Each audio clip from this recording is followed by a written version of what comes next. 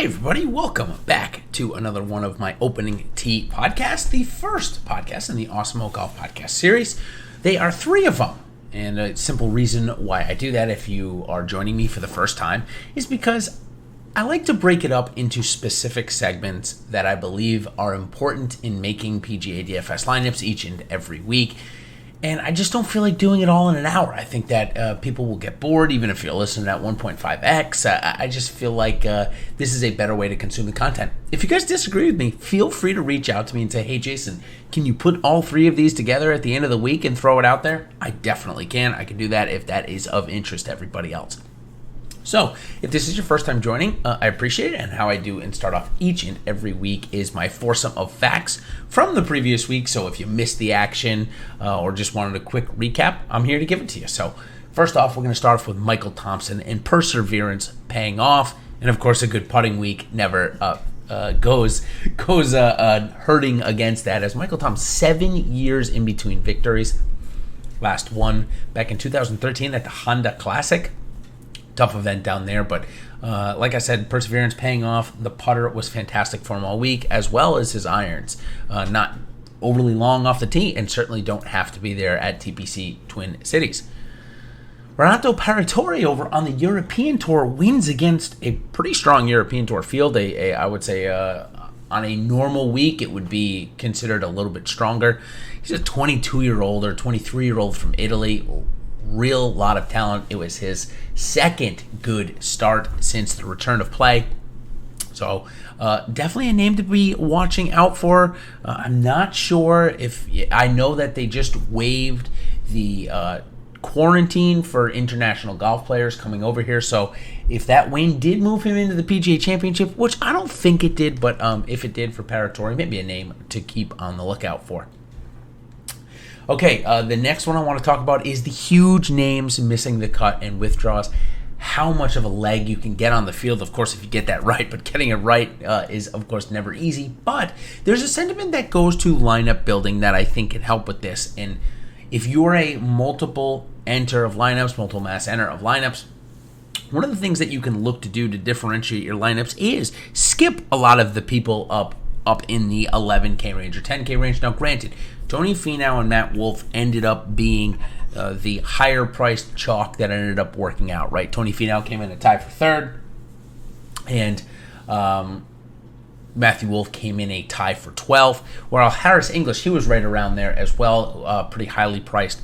So it's not like you could have skipped all of them. However, you saw guys like Brian Harmon, who we're going to get into in a little bit, score a ton of points. He was priced at 8K. Max Homa came in a tie for third. He was at 8K. So if you were able to say, all right, I'm going to build very balanced lineups and pick one guy, even if you picked one guy up top for my MME, I'm going to pick Dustin Johnson on one lineup. I'm going to pick Paul Casey, Tommy Fleetwood, Tony Finau on one lineup. If instead of trying to stack two of them, which was a popular build this week, you ended up likely missing both of them, or at least missing one. So certainly into lineup building, that's how I would tell you to do it. Sure, make some of those stacks. Don't get me wrong. I was a victim to that this week as well. But try and make those other stacks of, instead of teaming them all together, also look at separating them and building different lineups, building a more balanced line rather than a top-heavy line. Certainly, each side can work out, but that's why you want that variation. Okay, but last one here is poor Tony Finau. And yeah, I shouldn't say poor Tony Finau. The top third, I'm sure, will get him a healthy bank account, or a healthy check, I should say. One of many he's had, but he just can't play on Sunday. I don't know what it is. It seemed like it was interesting. Nick Faldo, who's obviously a great golfer in himself, had a very interesting point on 18. It just seems like he can't get the ball to go to where he's wanting to on Sunday. Something is struggling in his body. Maybe he's quicker than he thinks he should be, or can typically be. So something certainly to look out for, and as Tony Finau searches for his first win since the Puerto Rico Open. All right, before we move on to our real fun segment, I've gotten a lot of great compliments, and I appreciate them about this next segment coming up. I want to thank our sponsor for the draft, Super Joe. Let's try that one more time. The sponsor for the show, Super Draft, and if you guys haven't played over there, you want to check out the multiplier mode. It's really fun. It allows you to build lineups the only way you want to. You don't have any salary restrictions at all whatsoever, which is great. So countless lineup possibilities let you experience daily fantasy sports the way you want. SuperDraft offering contests right now for PGA, NASCAR, and MMA, as well as MLB now, so you can enjoy the best of DFS all year round. I think we got even NBA coming up this week as well. So sign up for SuperDraft using promo code Awesemo10, and it's 10 free on your first deposit of 10 or more, and 20 total free on your first of 100 or more. New users also will look to download in the App Store or play at superdraft.io. SuperDraft, no limits and more winning. All right, so you're not your average cut sweat segment here. This is just great.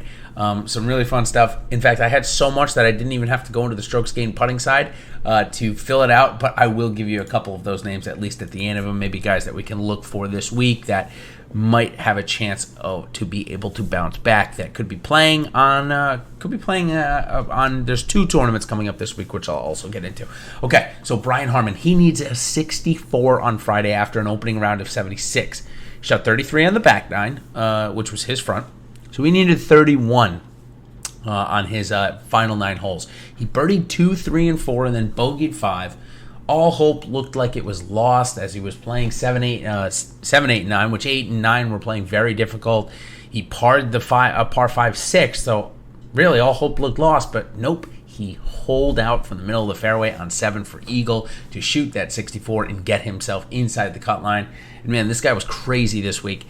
He led the field in birdies or better this week with 26, but came in a tie for 41st. That's really crazy, something we don't normally see or typically see. A guy that I love to play and has won me some good money. I sadly did not have enough of him this week.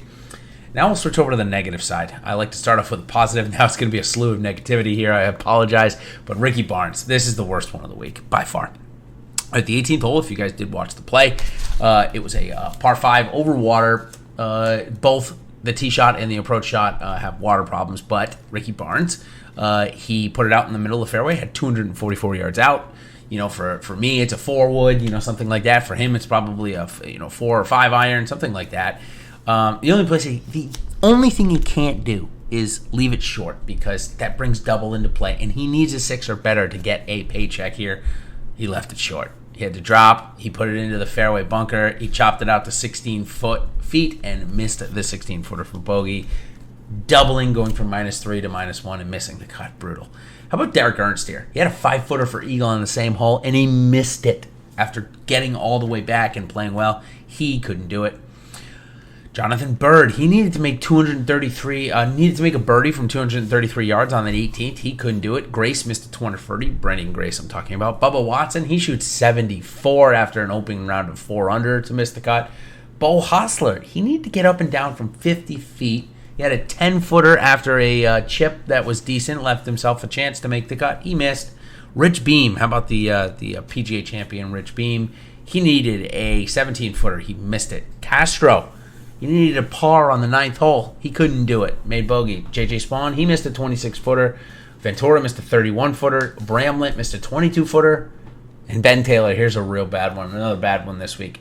He did all of the hard work as he needed to come out and shoot 6 under on his back 9 and the front 9. He birdied the first 5 holes doing it. He then bogeyed 7, birdied 8 to get it right back, needing a par on 9 and missed it. Missed an 11-footer to do so. Brooks Koepka, he needed birdie on 18. He couldn't do it. He putted terribly. He lost 5 strokes putting over the first 2 days. Looks like his ball striking was better. He obviously would have easily made the cut had he matched the field with his putter. We'll probably see that coming around pretty soon. Russell Henley, last couple, had a 24-footer for eagle. He missed. And Tim Herron missed an 8-footer after 3 putting from 48 feet on 18 to miss the cut. All right, now I'm going to give you a couple that were right around the line, but their putter cost them to miss. A couple of them I've already mentioned. Brooks Koepka 1, Russell Henley 2, Jonathan Vegas 3, Brandon Grace 4, Rich Beam 5, Ryan Armour 6, Tim Herron 7, and we will finish it up with Derek Ernst, who I've already mentioned. He lost 3/4 of a stroke with his putter and shot -1. All All right, last thing we are going to do here in this category for sewing up last week's event, the 3M Open. Sorry about that. I saw it right in front of me and was like, what is that going on? It's the 3M Open. We are going to be coming into, obviously, the WGC FedEx St. Jude Invitational. But before we do, we're going to go and review the stats from last week where I compared the new age to the old age. So we start off with strokes gained off the tee. Sepp Straka, Kramer Hickok, Robbie Shelton, Xingjun Zhang, Emiliano Grillo, Kyle Stanley, Sam Burns, Charles Howell, Charles Schwartzel, Dylan Fratelli, and Tom Lewis.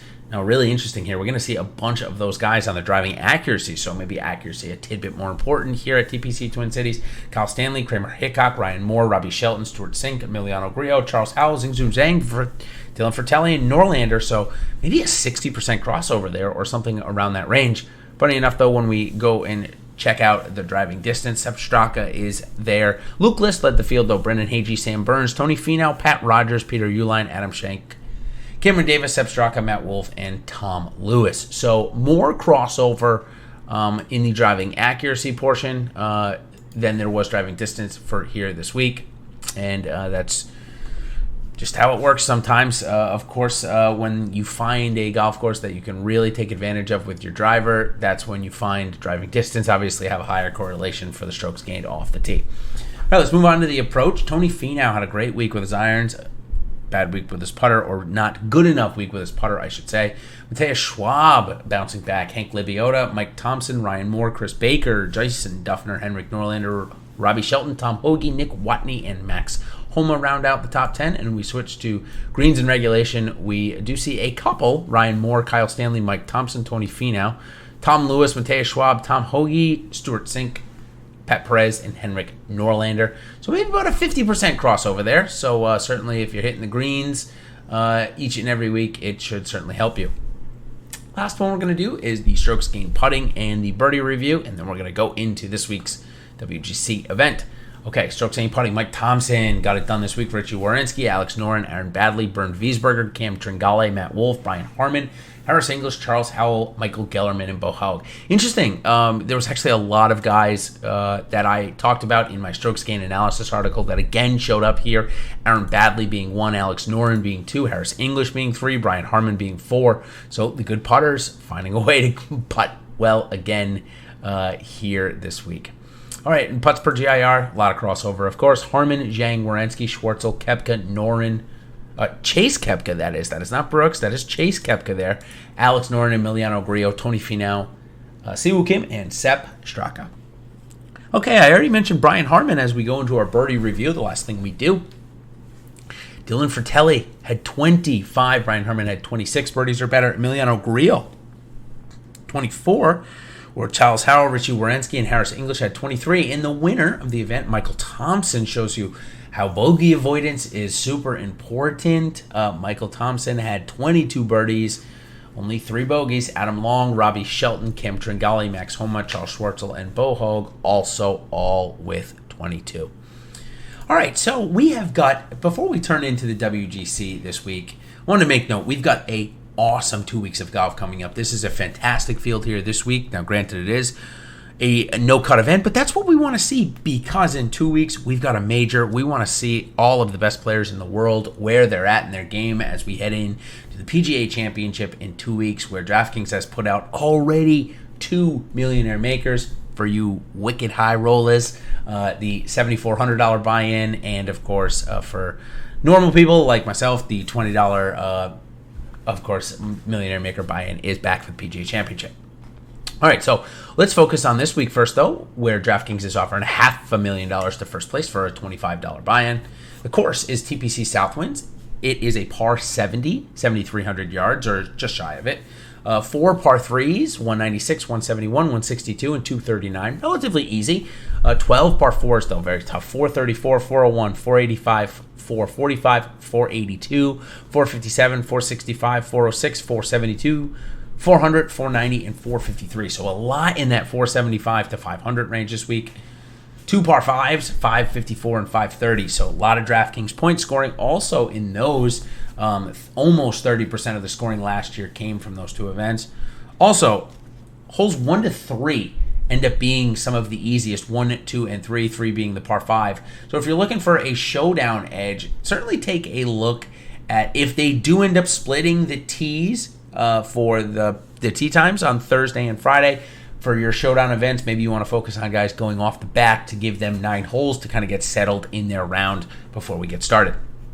Before they get started, because normally sometimes golfers can start off of 1. There are some that can start off really hot, but overall I'd say it's a little harder for golfers to start with 3 birdies than it is to get 3 birdies on their 10th, 11th, and 12th hole. So that's just the strategy that I'm going with there.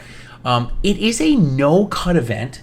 So as I mentioned before, it is all 4 guaranteed rounds for every golfer that does decide he wants to play all 4 year rounds, all 4 rounds. Of course, we've had plenty of withdraws that have crushed people before. That obviously in a no-cut event, if you own the guy that withdraws, it's brutal because almost everybody else that you're playing against is going to get 6 of 6, of course, all weekend. With that being said, though, the field is a little bit different, and there's 78 golfers. Normally, we're around 60 in these no-cut events, but because of the field, because of COVID and such, it is extended to 78. So here's how it happens. The member of the President's Cups teams, they get in. Top 50 players in the official World Golf ranking through week 11. Then that's before COVID happened. Then the top 50 in the world from 720. So getting in through that is Victor Hovland, Ryan Palmer, Jason Day, Kevin Stroman, and Daniel Berger. Now below 50th to fill the field, and I'm not sure who's going to get kicked out here because I believe Michael Thompson is automatically in unless Thompson is just added into the field for the 79th golfer. I'm not sure how that works. I'll have to take a look. But Ian Poulter, Matthew Wolff, Sung Kang, Bubba Watson, Jordan Spieth, Corey Connors, Jason Kokrak, Tom Lewis, Joel Damon, Sean Norris, Phil Mickelson, Keegan Bradley, Max Homa, Mackenzie Hughes, and Bob McIntyre. So a couple of names there that we have certainly not seen since the return of golf. And still missing in action is Adam Scott, who is scheduled to return to play at the PGA Championship. All right, last 2 sections here, we're going to talk about some stats. I think I mentioned one in the course breakdown. Par 4 efficiency from 475 to 500. You're going to get 4 of those every single day. So find out the guys that are hitting those long irons into par 4s. See if you can catch any golfers that are hot in that category. Since it's such easy greens once you're on it, ball strikers seem to reign supreme here. So definitely a heavy emphasis on ball striking this week. Now we're going to go into my top 6 salary guesses. I'm going to guess they go with Justin Thomas still first at 11.3K. I get John Rahm coming in only $100 cheaper than him at 11.2. Rory at 11,000. Bryson at 10.8. DJ, I know he just withdrew and it could be an injury concern, but I don't think they want to go pricing him down at 9.4 again and having him win. So I think they're going to give him 10.3. And I believe Patrick Cantlay would be 6 on the board at 9.8 if I'm doing it correctly here. So last week I actually, this previous week, I got all 6 right of the golfers that were going to be priced up there. I got Matt Wolff's price right, so even maybe 7 if you want to include that. But my order was a little wrong. I think I had Tommy Fleetwood, I think I put in above Koepka, but that's not how it ended up coming out. In any case, not bad. So that is going to do it for the Opening Tee podcast. I like to keep it around 20 minutes, and that's what we got exactly this week. Normally, there's a couple of more minutes, maybe 3 to 4 on the current field this week, as normally we get 156 golfers. So normally, instead of 20 names, that I just rattled off, I'm normally talking about 40 or 50. I'm talking about a couple sponsors exemptions. But we don't have that week with the WGC. Now, I will mention, since we've got a minute or 2 here before I hit my time, is that there are 2 golf tournaments, professional golf tournaments, PGA events this week, actually, as the Barracuda Championship is going on as well. I don't believe DraftKings is going to put out contests for that. They haven't in the past, but certainly for on the betting side, a lot of the guys that played well this week and a couple of guys that I mentioned in the strokes gained above could be great targets on the betting side. So what I'll do is I will certainly put out a betting article for the Barracuda at the end of this week to take a look at those guys, because of course we want to take advantage of every edge that we see out there. So until next time, everybody, check out the second portion of my podcast coming out tomorrow.